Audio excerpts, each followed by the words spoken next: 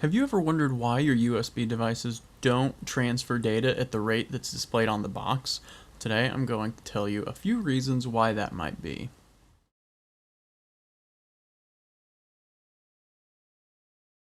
Goddag och välkommen, jag heter Jacoblee, and today we're looking at why your USB devices transfer slower than advertised. So, here we have the file transfer speed right here.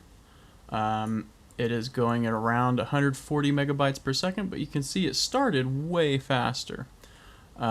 We've got CPU utilization is only at like 20%, and everything else is not capping out. But here's one of the reasons why your USB devices don't run as quickly as advertised.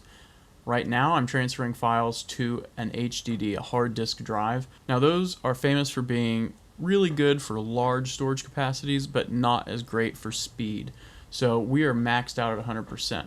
Now you might be wondering, why did it start off really fast and then just drop? Hard disk drives have usually what's called a cache, and as soon as that cache fills up, it slows down. That cache is much higher speed to collect bursts of data really quickly and then write while you do other stuff with your computer. It'll finish off really quick if you're just transferring small files, and then you're done while it still writes to the disk in the background.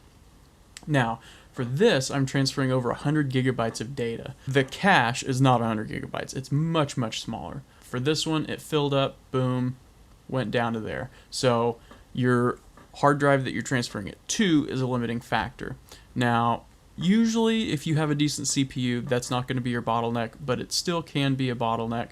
Graphics card doesn't really have anything to do with file transfer.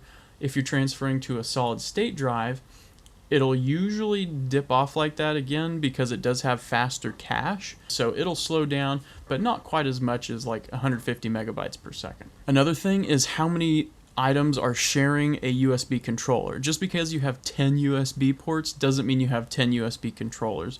Normally it'll be like 1, 2, maybe 3 controllers on higher end motherboards or different devices, but your controller can only handle so much bandwidth, and if you're using several USB ports at once, that can be something that bottlenecks your transfer speed. Another potential bottleneck that's usually not an issue because PCIe is so fast, especially like Gen 3 and 4, if you have a USB-C device plugged into a PCIe port on your motherboard, usually that won't be the bottleneck, but depending on what version of PCIe it is, it can be for extremely fast storage devices and older motherboards.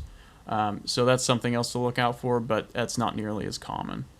Oh, and you can see my file transfer finished about a minute ago, and this 100% utilization on disk 2 kept going. That means it's still writing after the transfer finished because it had loaded the last of the data into the cache, but it hadn't finished writing to the disk yet. So my little transfer window closed, but the utilization was still at 100% for about 10-15 seconds because it was still clearing the cache and getting it onto the actual disks in the drive.